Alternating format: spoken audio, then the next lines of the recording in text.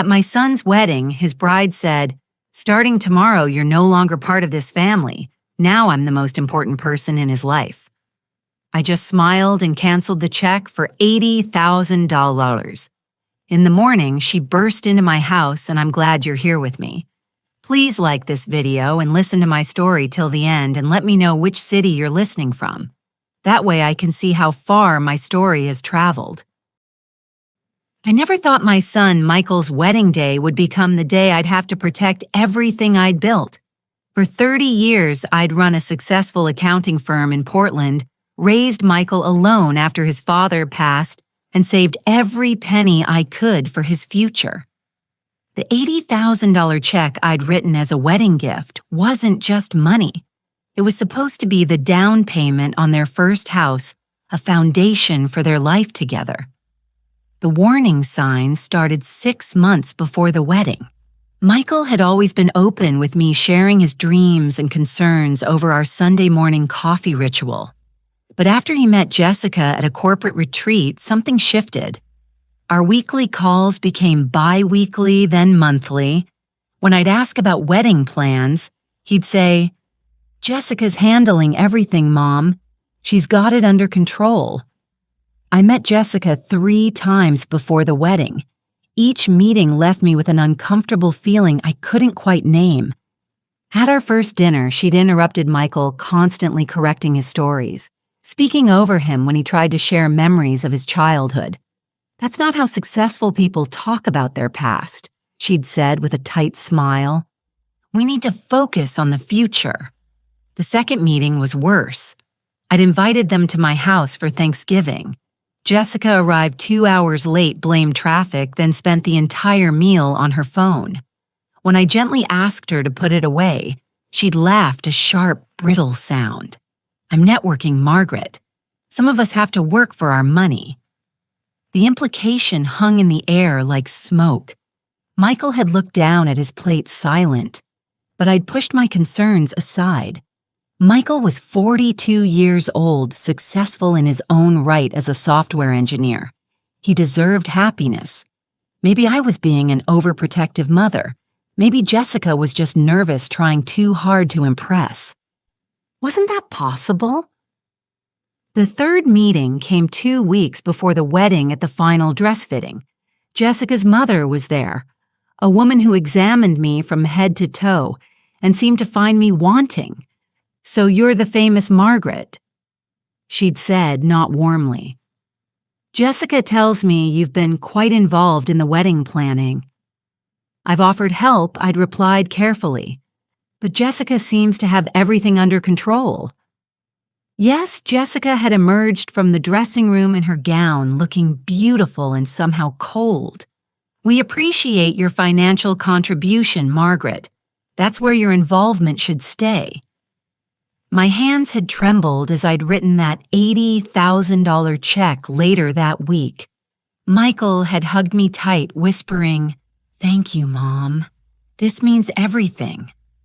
But Jessica had simply taken the check, glanced at the amount, and said, "It's a good start." A good start.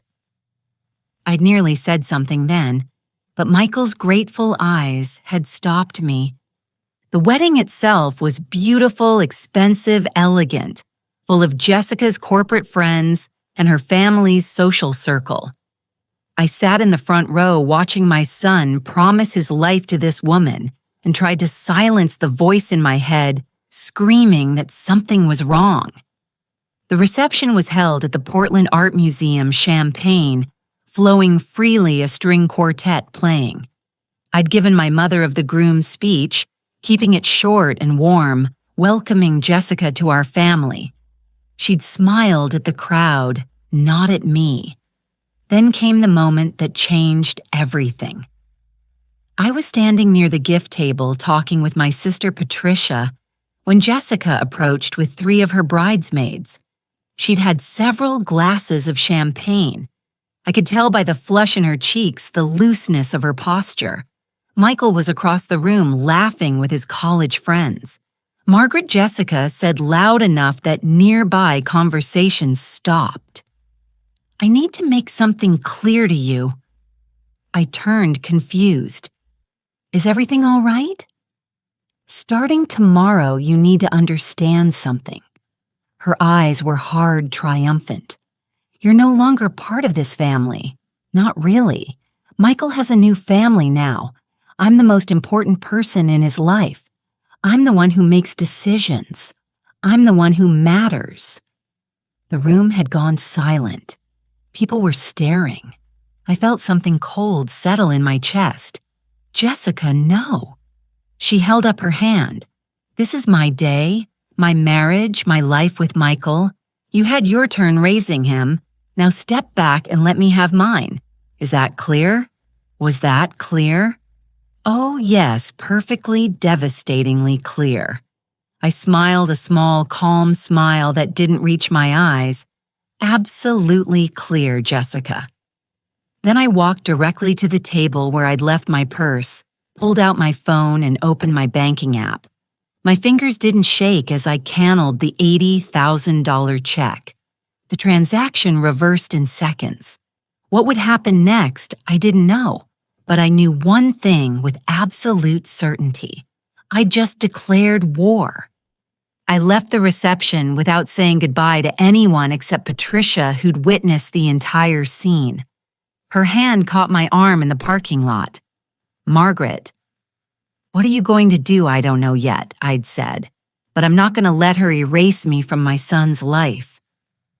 That night, I sat in my home office, the same office where I'd built my accounting firm from nothing, where I'd worked late nights to pay for Michael's college, where I'd planned every financial decision for 30 years.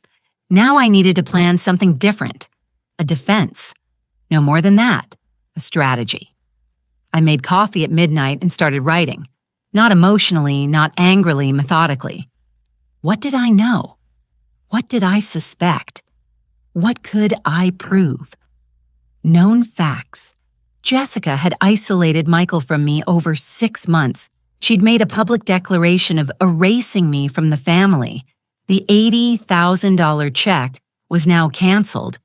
Michael hadn't defended me at the reception. He might not have even heard what happened. Suspicions. Jessica wanted control of Michael's finances.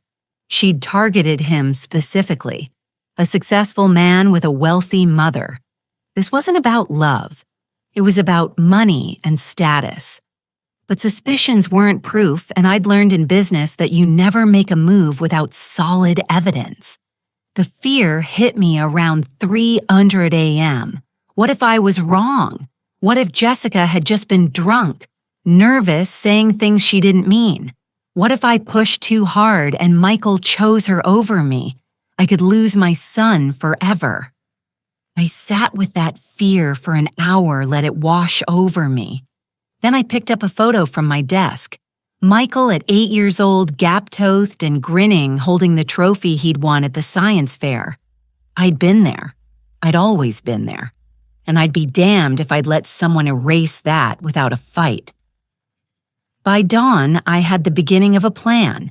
First, information. I needed to understand who Jessica really was. I called Patricia at 7 a.m. I need your help discreetly. Patricia had been a paralegal for 25 years before retiring. She knew how to find information. What are we looking for? Everything. Jessica's employment history, her finances, any public records. I need to know if there's a pattern. You think she's done this before. I think she's too comfortable with cruelty to be a beginner. While Patricia started her research, I focused on protecting my assets. At 9:00 a.m., Monday morning, I walked into my attorney's office. Robert Chen had handled my business affairs for 15 years. He knew me well enough to read my expression. Margaret, what happened? I told him everything. He listened without interrupting, his fingers steepled under his chin. When I finished, he leaned back in his chair. You canceled the check. Yes. Good. That was legally yours to give or not give. But I assume you're here because you're worried about more than just that money. I need to protect everything else. If she convinces Michael to sue me for the money if she tries to claim I promised it irrevocably. If she stop. Robert held up his hand. Let's think clearly first. Do you have any written agreements about this money? No, it was a gift. Perfect. A gift can be revoked before it's accepted and cashed. You're protected legally. But Margaret, he paused. This isn't really about the law, is it? No, it wasn't. It was about my son. It was about not losing him to someone who saw him as a resource to exploit. I need you to do something else. I said, I need you to review all my estate documents, my will, my trusts, everything. I want to make sure that if something happens to me, Jessica can't access anything meant for Michael until certain conditions are met. Robert made notes.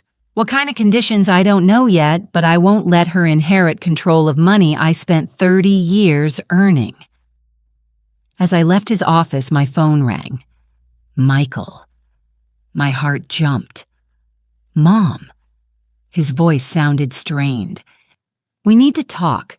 Jessica told me what you did with the check. I'm sure she has her version of events, I said carefully. Would you like to hear mine? Can you come to our apartment tonight around 7? Our apartment already. Not my, how fast she'd worked. I'll be there. I said I had 9 hours to prepare. 9 hours to decide how much truth to tell my son, because I was beginning to realize something terrible. Jessica hadn't just married Michael.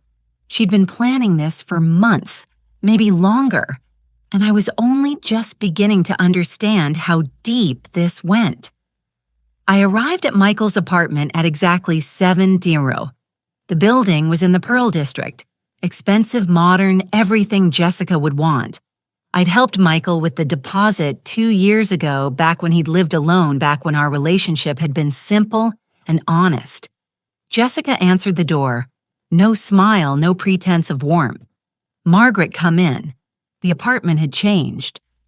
Michael's comfortable, lived-in furniture had been replaced with sleek designer pieces. His collection of vintage science fiction books was gone from the shelves. Even the pictures of us of his childhood of his father had disappeared. Where's Michael? I asked, getting us wine. Sit down. It wasn't an invitation. It was a command. I remained standing. I'd prefer to wait for my son. Something flickered in Jessica's eyes, surprised maybe that I wasn't immediately complying. Before she could respond, Michael emerged from the kitchen carrying 3 glasses. He looked exhausted. There were shadows under his eyes I hadn't noticed at the wedding. When had he started looking so tired, Mom?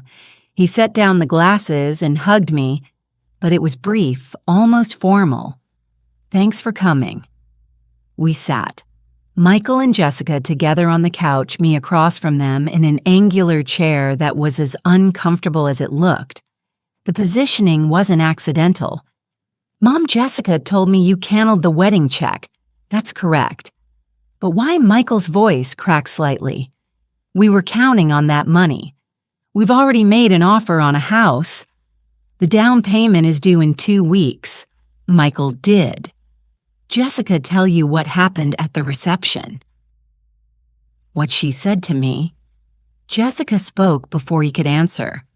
I was celebrating Margaret. I may have been a bit too honest about setting boundaries, but boundaries. My voice stayed level, controlled. You told me I was no longer part of this family. You told me I didn't matter in front of 50 people. Michael looked at Jessica, confused. You said that I said we needed to establish our own family unit. Jessica said smoothly. That's healthy. That's what marriage counselors recommend. Don't. I held up my hand.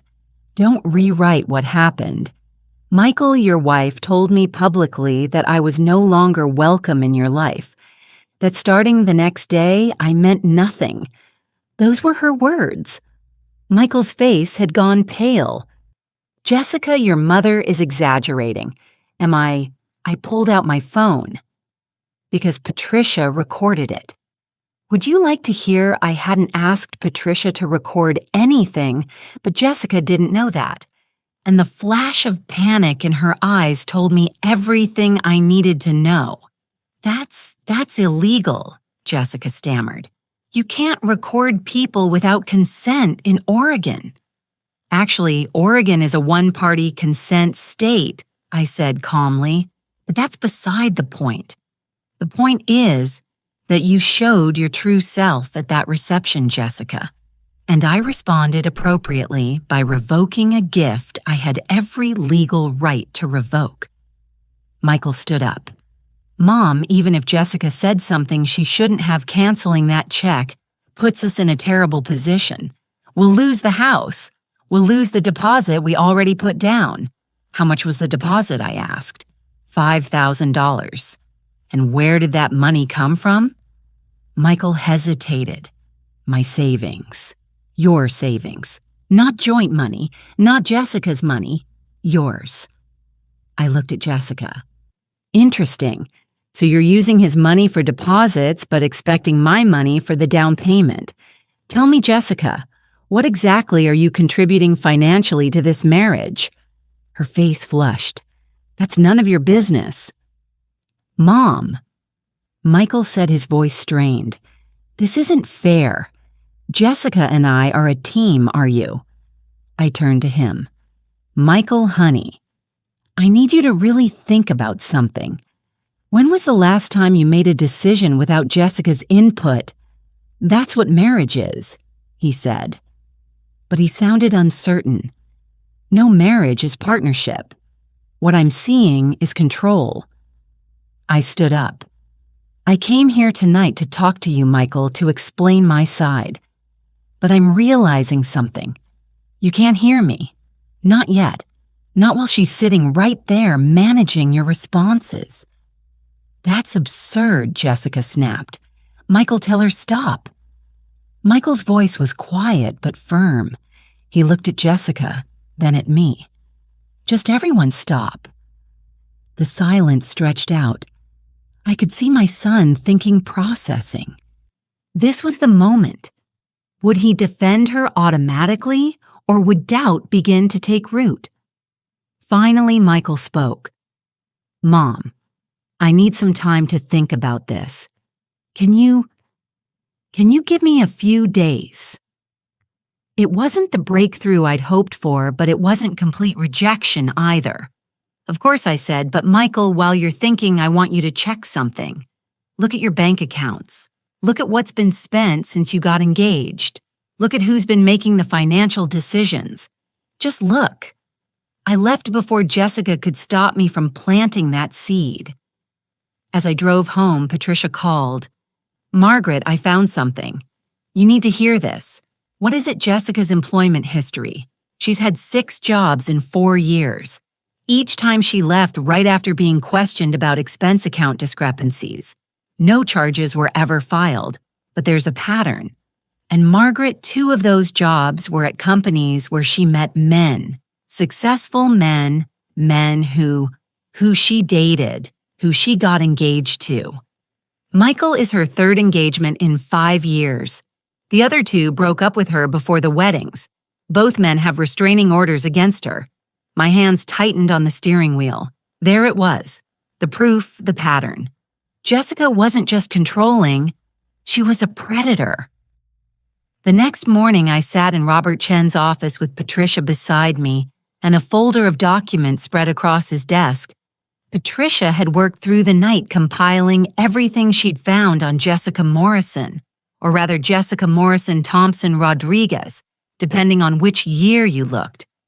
3 different last names, Robert said, reviewing the papers. 2 broken engagements, 5 complaints from employers, all settled quietly. And this, he held up a screenshot, a small claims court judgment from 2019. A former boyfriend sued her for $15,000 she'd borrowed and never repaid. Can we use this? I asked. Use it how? Margaret? Legally, there's nothing here that prevents her from being married to Michael. And if you try to show him this, She'll spin it as you trying to destroy his marriage. He was right. I knew he was right. But knowing and accepting were different things. What if we approach it differently? Patricia suggested. What if we don't tell Michael directly? What if we make sure he discovers it himself? I looked at her. How the restraining orders are public record, so is the small claims judgment. What if someone at Michael's work just happened to run a routine background check? What if someone just happened to mention they saw something concerning? That's manipulative, Robert said. So is what Jessica's doing, I replied. But Patricia's right. If I tell him directly, he won't believe me.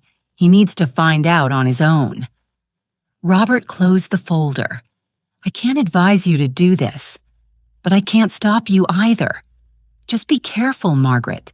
If Jessica figures out you're investigating her, she'll escalate. Let her. I said I was wrong. I should have been more afraid. 2 days later, at 6:00 a.m., someone started pounding on my front door. I stumbled downstairs in my robe, looked through the peephole, and saw Jessica. Her hair was disheveled, her makeup smeared. She looked unhinged. Open this door, Margaret. I know what you're doing. I didn't open it. Instead, I called through the door. Jessica, it's 6:00 in the morning. Go home. You're trying to destroy my marriage. You're digging into my past, telling lies to Michael's co-workers, so she'd found out. How had someone tipped her off, or had she been monitoring everything more carefully than I'd realized? I don't know what you're talking about, I said calmly. She pounded harder. You think you can control Michael forever. You think you can keep him attached to your apron strings. He's my husband now. Mine. Lower your voice or I'm calling the police. Call them. I'll tell them you're harassing me. I'll tell them you're stalking us. The door of my neighbor's house opened. Dan Kaufman, a retired police sergeant, stepped onto his porch. Everything okay? Margaret Jessica whirled around. For a moment, she looked like a wild animal caught in headlights. Then her expression shifted, smoothed out, became almost pitiful. I'm sorry, I'm just upset. My mother-in-law canceled a check she'd promised us, and now we're in financial trouble. I shouldn't have come here like this. Dan looked at me. I shook my head slightly. A silent message. He understood. Maybe you should go home, Dan said to Jessica. Cool down. Jessica stared at him, then at my door. This isn't over, Margaret, she called. You have no idea what I'm capable of. She left, but I watched from my window as she sat in her car for 20 minutes just staring at my house. When she finally drove away, I was shaking. Dan came over 10 minutes later. You want me to file a report? Not yet, but I'm documenting everything. I showed him the video from my doorbell camera. Can you keep a copy just in case? Of course, Margaret. Whatever's going on, be careful. That woman looked dangerous. He wasn't exaggerating. Over the next 3 days, Jessica called me 17 times. I didn't answer. She left voicemails that ranged from sweet, Margaret, I'm so sorry. Let's talk to vicious. You're going to regret this. You manipulative. She sent emails, text messages, even had flowers delivered with a card that read, Some mothers need to learn when to let go. But the worst was when she went to Michael's boss. She told him I was harassing her, that I was mentally unstable, that Michael was worried about my behavior. She asked if the company could somehow intervene, maybe suggest counseling for me. Michael's boss thankfully knew me. I'd attended company events with Michael for years. He called Michael privately and asked what was going on. That conversation, Michael later told me, was the first crack in Jessica's facade. Because Michael had no idea Jessica had gone to his boss. He'd never authorized it. And when he confronted her about it, she'd said she was just trying to help him manage his difficult mother. That word, manage. By the end of the week, Jessica stopped calling, stopped texting. The sudden silence was more frightening than the harassment. I took Patricia's advice and went to her beach house in Cannon Beach for 3 days. I needed distance, needed to clear my head and prepare for whatever was coming next, because something was definitely coming. I returned from Cannon Beach on Thursday afternoon feeling more centered. The ocean had always helped me think clearly. Patricia had stayed with me, and we'd spent hours walking the beach, planning, strategizing. More importantly, I'd received a call from Michael, not Jessica. Michael himself. "Mom, can we meet, just the two of us?" My heart had leaped. Of course. When tomorrow, lunch at Bamboo Sushi, noon, I'll be there. But Friday morning brought an unexpected visitor. Jessica's mother, Diane Morrison, appeared on my doorstep at 10:00 a.m., dressed expensively, wearing a smile that didn't reach her eyes. "Margaret, may I come in?" This was the temptation Patricia had warned me about. "We can talk on the porch," I said. Diane's smile tightened, but she nodded. We sat in my wicker chairs, and she arranged herself carefully as if posing for a photograph. "I came to apologize on behalf of my daughter," she began. "Jessica's been under tremendous stress. The wedding, the new marriage, the financial pressure you've created, the financial pressure I've created." I interrupted by that check. "Yes, Margaret, I'm going to be direct. Jessica made a mistake at the reception. She drank too much, said things she didn't mean. But you've blown this entirely out of proportion." I said nothing. Let her talk. I'm here to offer you a solution, a way for everyone to save face and move forward. She reached into her purse and pulled out an envelope. "Jessica and Michael need $50,000 for their house down payment. I'm prepared to contribute $20,000. If you'd be willing to contribute $30,000, we can put this unfortunate incident behind us." "No." Diane blinked. "Excuse me. No, I'm not giving Jessica any money." "You mean you're not giving your son?" "I mean exactly what I said." I leaned forward. "Diane, did you know your daughter has been engaged 3 times? Did you know she has 2 restraining orders against her from former fiancé? Did you know about the expense account fraud investigations?" Deanne's face went very still. "Those are lies. Vicious lies from jealous people. They're public record. Would you like to see the documents?" For a long moment, we stared at each other. Then Diane's mask dropped completely. Her voice went cold. "You think you're protecting Michael. You're not. You're driving him away. Jessica is his wife. She's his future. You're his past. And if you continue this crusade, you'll lose him forever. Is that what you want?" "What I want," I said quietly, "is for my son to be safe from predators, from manipulators, from people who see him as a resource to exploit. You arrogant." Diane caught herself, forced her features back into something resembling composure. "You're making a terrible mistake. Then I'll live with it." She left without another word. I watched her car disappear down the street, and my hands were steady. No trembling, no doubt. Patricia had been right. They would try to tempt me with compromise, with partial surrender. But I wasn't surrendering anything. At noon, I met Michael at Bamboo Sushi. He was already there, sitting at a corner table, looking more like himself than he had in months. Something had changed in his expression. "Mom." He stood and hugged me. A real hug, long and tight. When we sat down, he looked exhausted but clear-eyed. "Thank you for meeting me," he said. "Always, honey. Always." He ordered green tea for both of us, then sat in silence for a moment, choosing his words. "I've been doing some thinking and some research. Mom, why didn't you tell me about Jessica's past?" My chest tightened. "What did you find?" "The restraining orders, the broken engagements, the court judgment." He rubbed his face. "I confronted her 2 days ago. She said you'd planted false information, paid people to lie that you were trying to destroy our marriage, and you believed her at first. Yes, but then I checked the court records myself. They're real, Mom. All of it. He looked at me, and there were tears in his eyes. Why didn't you tell me before the wedding? Would you have believed me? He was silent. Michael, you had to see it yourself. If I'd told you, she would have convinced you I was lying. She would have made herself the victim and me the villain. She tried that anyway, he said quietly. But I started noticing other things.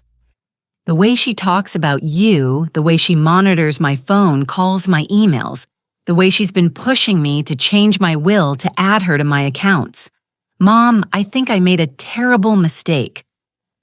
Relief washed through me. So strong I felt dizzy, but I kept my voice calm. What are you going to do? I don't know yet.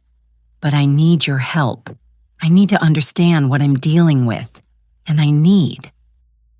He swallowed hard. I need my mother back. I reached across the table and took his hand. I never left Michael. I was always right here. 3 days after my lunch with Michael, Jessica made her move. She called me Tuesday morning, her voice sweet as poisoned honey. Margaret, I think we've all been under too much stress. I'd like to come over and talk. Clear the air.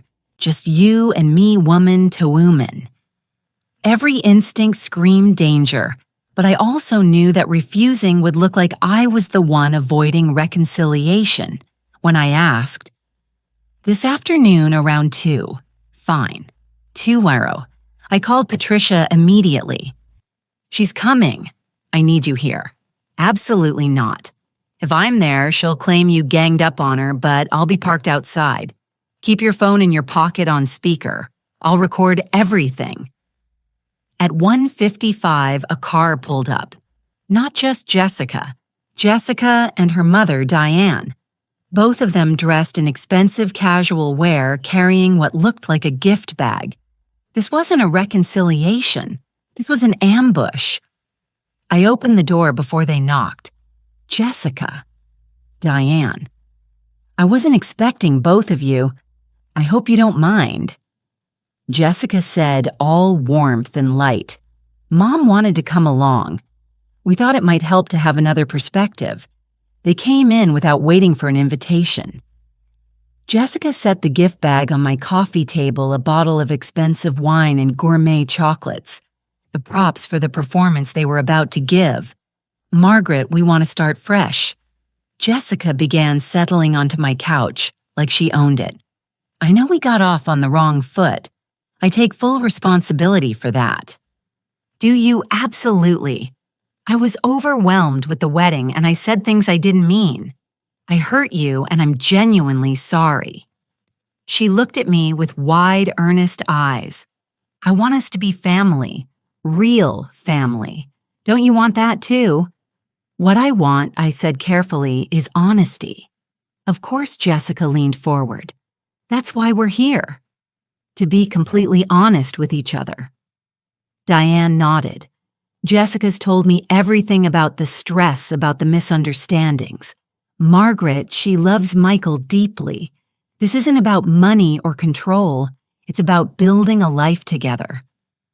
Then tell me about your previous engagements, I said, looking directly at Jessica. The temperature in the room dropped 10 to green.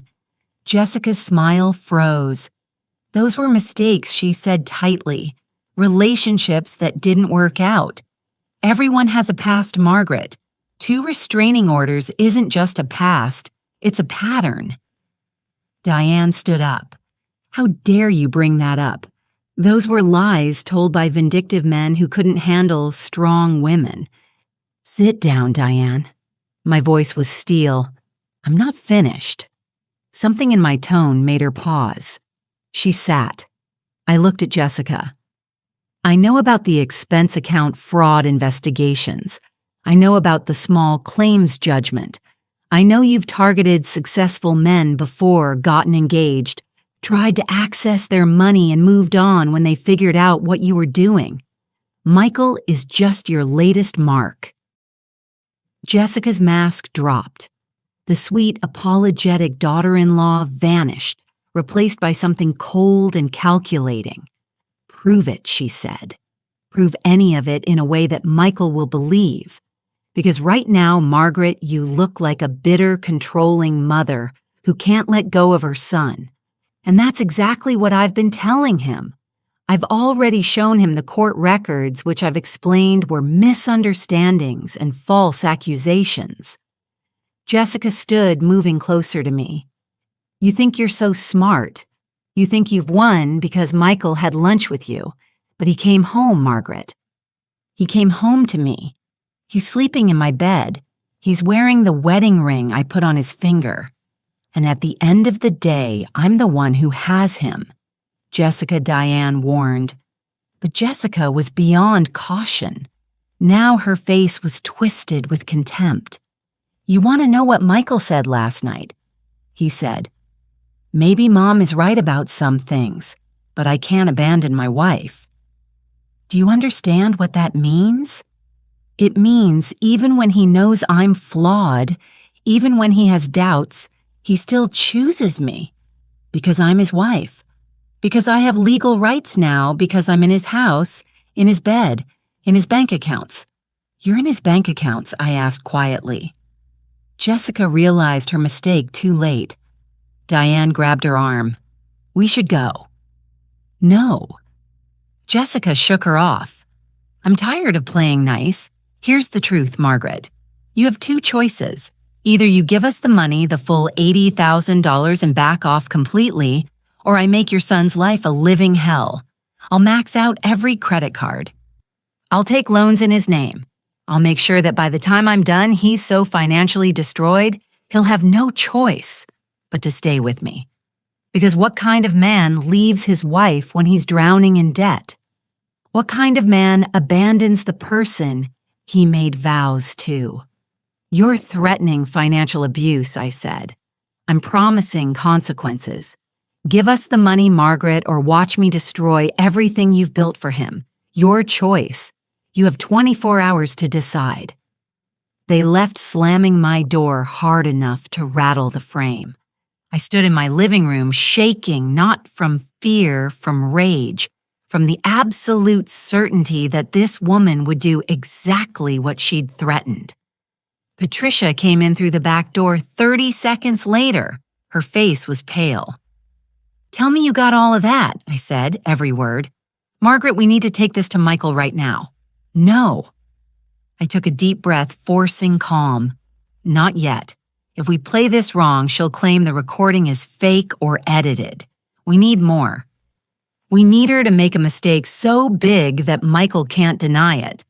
"What kind of mistake?" I smiled, cold and certain. "The kind that comes from arrogance. Jessica thinks she's one.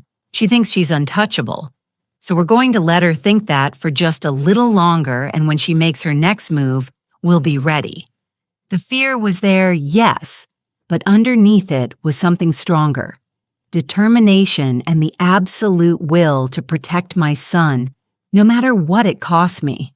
The breaking point came faster than I expected. Jessica's 24-hour ultimatum ended at 2 p.m. Wednesday. At 2:15, I received a notification from my bank's fraud alert system. Someone had tried to access my accounts using forged authorization documents. The bank had flagged it immediately. I'd put additional security measures in place after Jessica's threats. Within an hour, I was in Robert Chen's office with bank security footage showing Jessica at a branch across town, presenting documents claiming she had power of attorney over my finances due to my declining mental health. "She forged your signature," Robert said, examining the documents. "This is identity theft. This is fraud. Margaret, this is a felony. Can we prove it was her, not someone else? We have her on camera. We have the forged documents." And he pulled up something on his computer. The bank employee she spoke with noted that she claimed to be your daughter-in-law, said you'd had a breakdown and needed family help managing your money. I felt ice cold. She's escalating. No, she's desperate. You didn't give her the money, so she tried to take it. Margaret, we need to call the police now. Not yet. I need to tell Michael first. I called my son from Robert's office. Michael, I need you to come to Robert Chen's office right now. It's an emergency. Mom, I'm at work now. Michael, please trust me. He arrived 45 minutes later, worried and confused. Jessica wasn't with him. I'd made sure to call during a time I knew she'd be at her job. When Robert showed him the security footage, Michael went white. That's Jessica at the bank trying to steal from your mother using forged documents, Robert said quietly. I'm sorry, Michael. Michael watched the footage 3 times. I watched him break apart and rebuild himself with each viewing. When he finally spoke, his voice was hollow. I need to hear her explain this. Michael, no, Mom. I need to hear it from her. I need to give her a chance to tell me I'm misunderstanding what I'm seeing. We drove to Michael's apartment together. I sat in my car while he went upstairs alone. Through the walls, I could hear raised voices. Then silence. Then Michael appeared holding his laptop, his face carved from stone. She's coming down, he said. I told her you were here. I told her we needed to talk. All 3 of us. Jessica emerged from the building, and the moment she saw me, her expression transformed from concerned wife to cornered predator. What is this? She demanded. Michael opened his laptop, turned it to face her. Explain this. The security footage played. Jessica watched herself on screen, watched herself handing over forged documents, watched herself claiming Margaret had had a breakdown. That's not what it looks like, she started. Really, Michael's voice was deadly quiet. Because it looks like you tried to steal from my mother using fake power of attorney documents. I was trying to help. Stop lying. The explosion came from Michael, not me. Just stop. I know about your previous engagements. I know about the restraining orders. I know about the fraud investigations at your jobs. I've spent the last week digging through public records, and I know everything. Jessica. She switched tactics, instantly tears filling her eyes. Baby? Yes, I've made mistakes in the past, but I've changed. I love you. You have to believe. I spoke to Brian Hendress yesterday. Michael continued, his voice like iron. Your previous fiancé, the one with the restraining order, he told me everything. How you isolated him from his family. How you spent $40,000 on his credit cards in 3 months. How you forged his signature on a loan application. How he lost his house because of you. He's lying. He's a bitter. I also spoke to David Chen, your other ex-fiancé. Same story, Jessica. Same pattern. Target successful men. Get them to propose. Isolate them from their families. Drain their finances. Move on when they catch you. Michael's hands were shaking.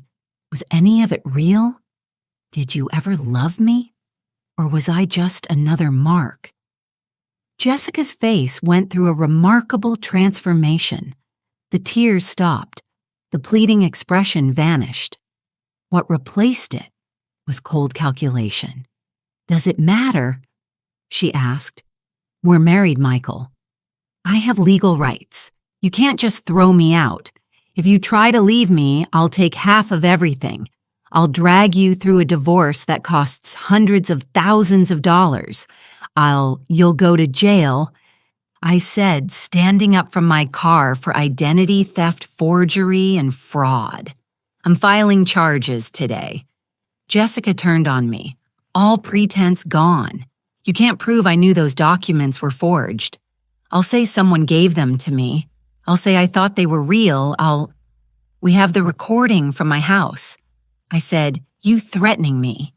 You admitting you plan to financially abuse Michael. You confessing to getting access to his bank accounts under false pretenses. Her eyes widened. "You recorded me, every word." I pulled out my phone, played her voice. "I'll max out every credit card. I'll take loans in his name. I'll make sure that by the time I'm done, he's so financially destroyed." Jessica lunged at me. Michael caught her, held her back. "Get out," he said. "Get your things and get out now. You can't get out." The roar came from somewhere deep inside my son. "Get out before I call the police myself." Jessica stared at me, her face twisted with rage and something like disbelief. She'd thought she was untouchable. She'd thought her manipulation was perfect. She'd been wrong. She left, but not before turning at her car and screaming across the parking lot. "This isn't over. You'll both regret this." But we'd already won, and she knew it. The police report was filed that afternoon.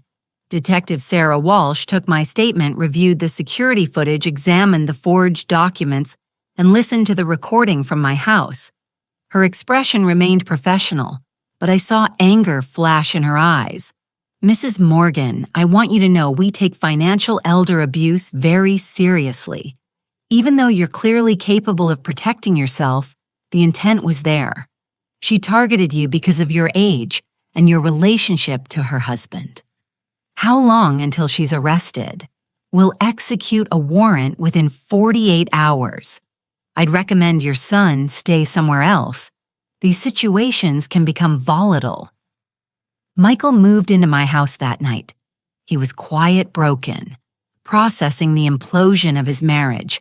I made him his favorite dinner pot roast, the same recipe I'd made throughout his childhood, and we ate in silence.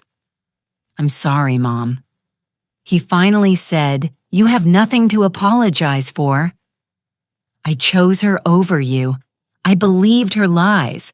I let her isolate me from you for months." "Michael." I reached across the table, took his hand. "She's a professional. This is what she does. You're not the first man she's fooled, and you would have been just another victim if you hadn't been smart enough to question things. I almost wasn't. If you hadn't canceled that check, if you hadn't fought back." He shook his head. "She would have destroyed me." Jessica was arrested Thursday morning at her job, a marketing firm she'd started at just 2 months before.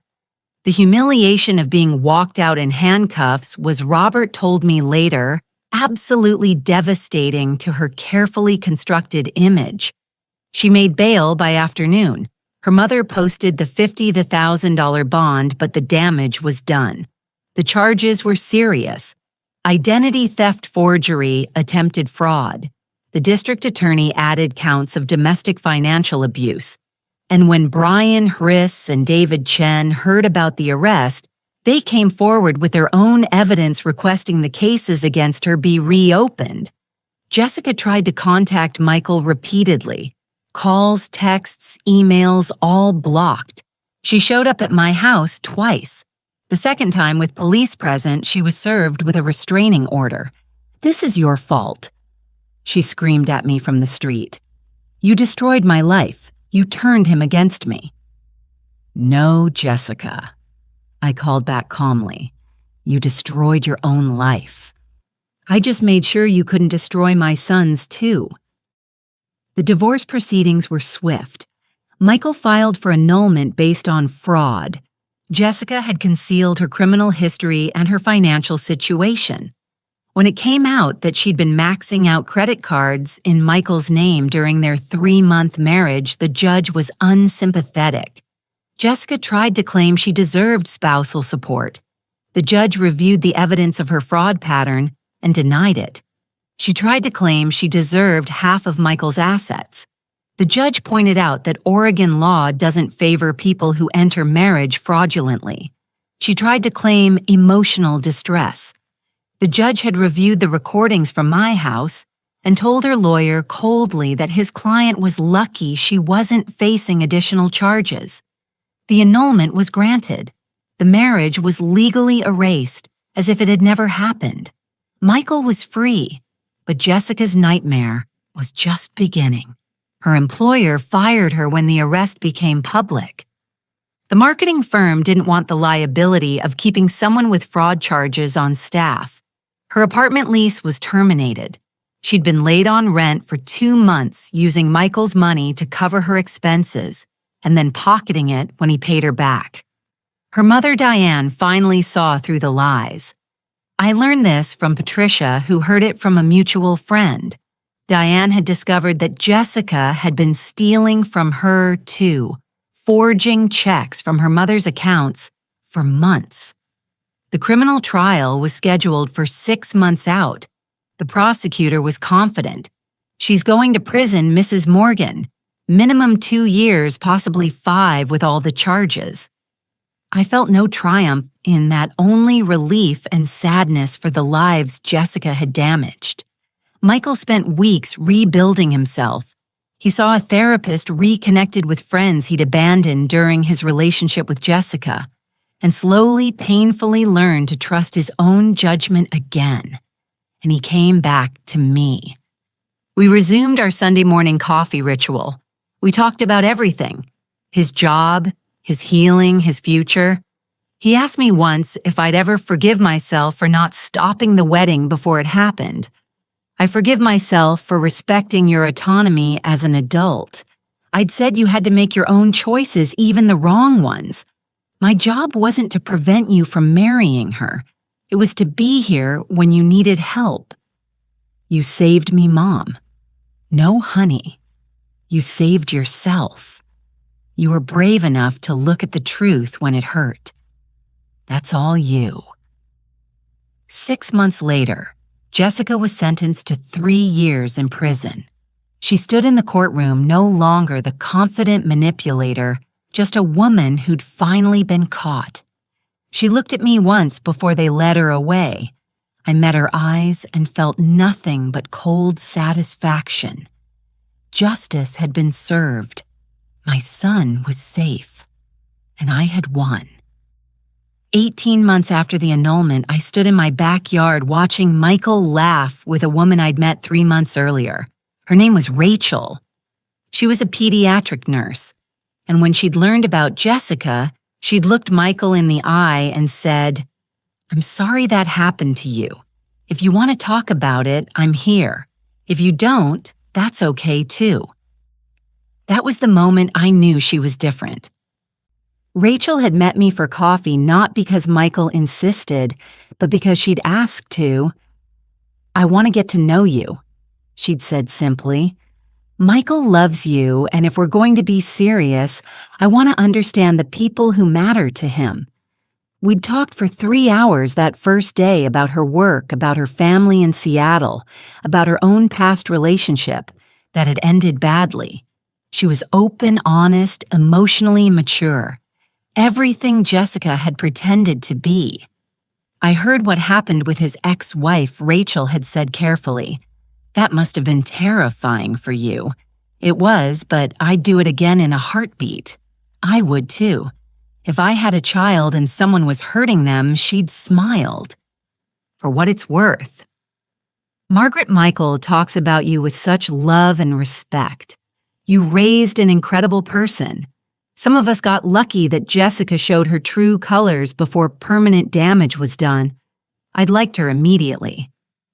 Now watching Michael with Rachel at our family barbecue, I saw something I hadn't seen in years. My son was happy, genuinely, peacefully happy.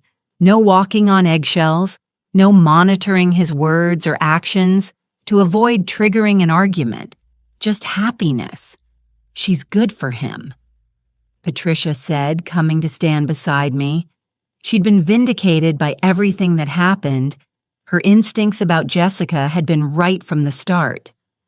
She is, and he's good for her too. Have you heard the latest about Jessica? I had.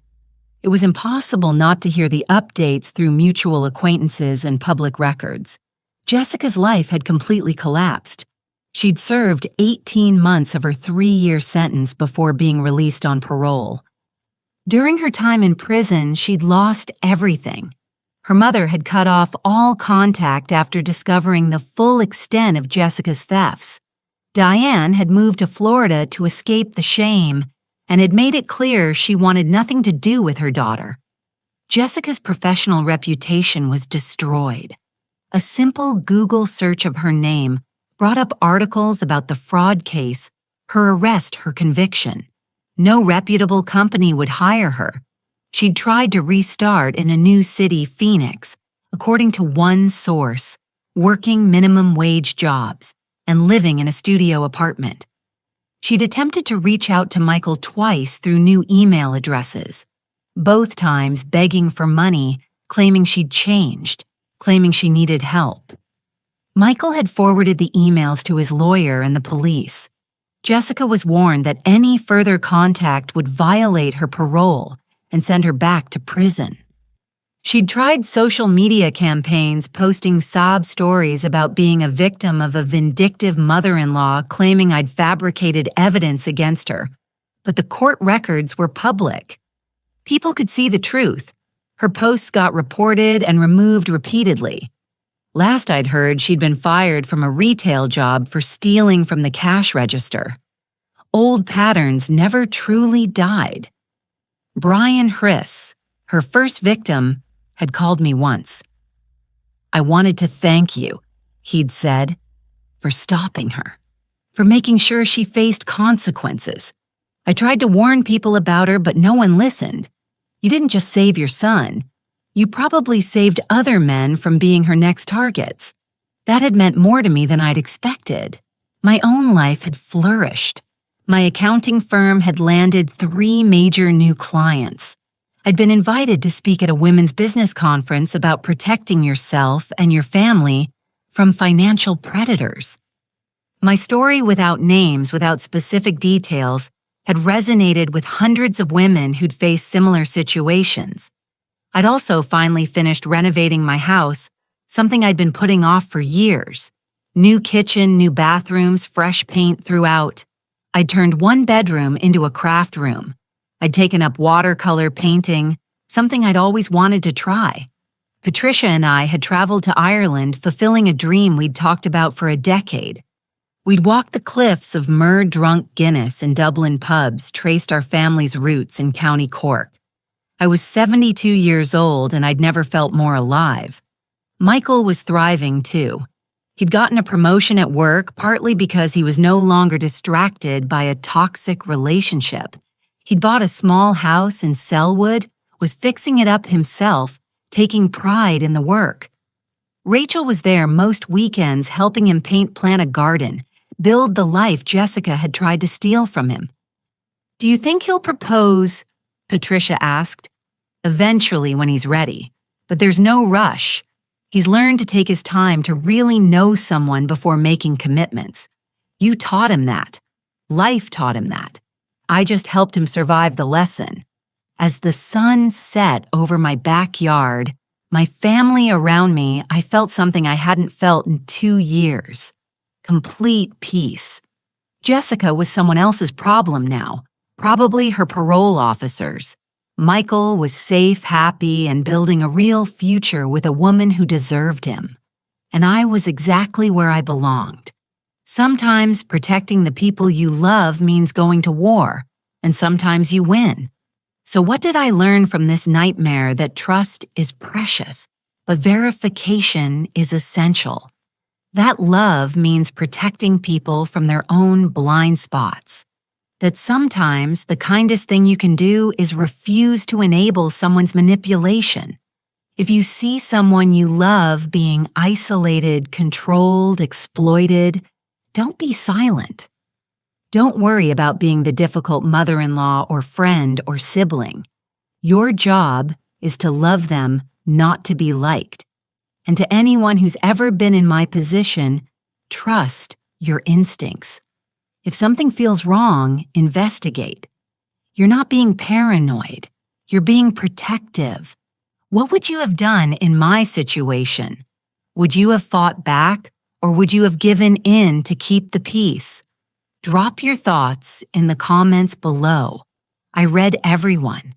If this story resonated with you, please subscribe and share it with someone who needs to hear it. Sometimes we all need a reminder that we don't have to accept abuse just because it comes wrapped in family ties. Thank you for listening to my story. I hope it helps someone out there find the courage to protect themselves or someone they love. Remember, you're never too old to fight for what matters, and some battles are worth every scar they leave behind.